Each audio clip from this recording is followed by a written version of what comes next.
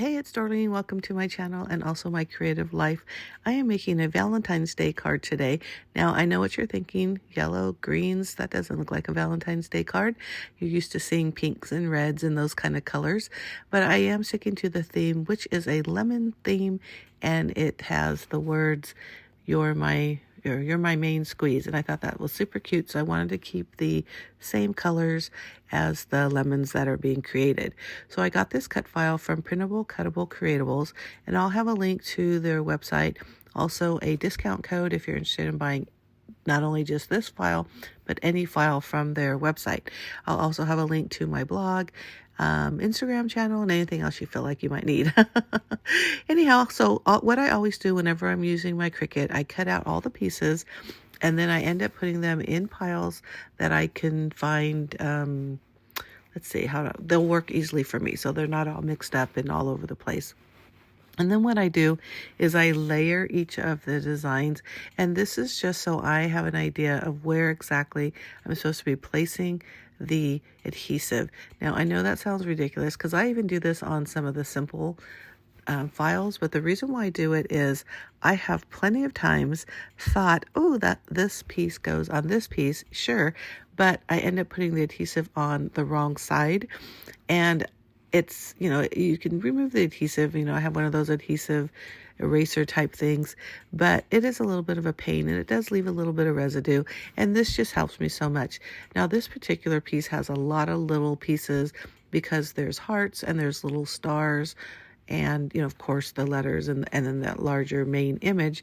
But even though there were a lot of these little stars, I still wanted to do it like a dry run, I guess, for lack of a better term, because I wanted to make sure where everything belonged, so I wasn't just guessing while it had glue in the back.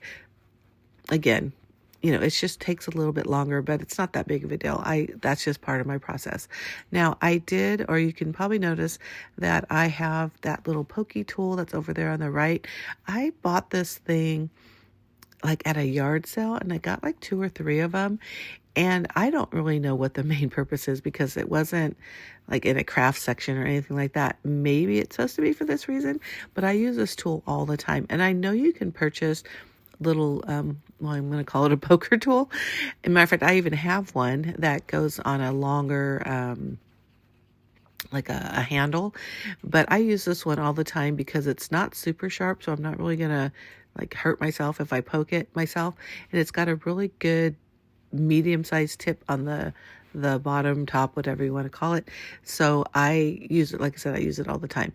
And this other tool that I'm using is a pickup tool, and it is perfect for these small pieces. It's like a little bit of, I'm not going to say adhesive, I guess stickiness on the bottom. So when you pick up these small pieces, they pick up and then you place them down. They're pretty easy to get off while you put them down. I just use my finger to help it a little bit, but sometimes you don't even need that. You just kind of have to put it down on the paper just a little bit, like a little bit more intentional, and then it'll just come right off.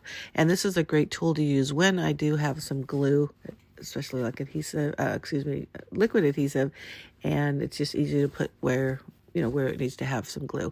Now, you are noticing as well that I have 2 images of these. I only need one for the card, but I figured since I'm making one, I might as well make 2, especially since it's Valentine's Day, and I do get a lot of requests for Valentine's Day cards.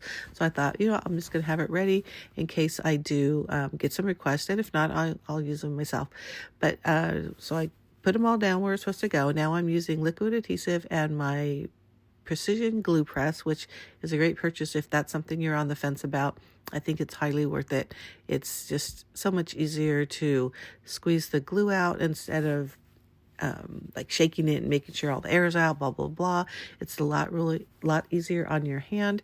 And you could probably tell one of my little pinky fingers over on my right hand is a little crooked. I won't get into how that happened, but it does ache every so often. So it's nice to have that little tool to help me take out adhesive and put it on my products. But once I glued it all together, I'm just using white and black pens to just highlight some areas, just do some edging.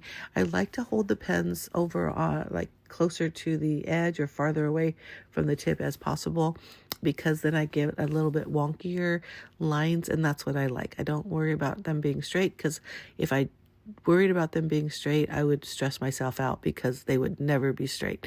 So I purposely do it a little wonky and a little light, and it's nice to hold the pen away from the tip as far as possible because you lose control of the pen. So if that's something you're looking for, that is key. I have that clear glitter marker that I put on all the little stars, the little sparkles, and you can't really see it, but believe me, you can see it on the finished product. So isn't this super cute? You're my main squeeze. Now the big thing I like about this file, not only is it super cute, but all those little letters, when I was cutting them, the first thing I thought of is, oh my gosh, are they going to come out one letter at a time?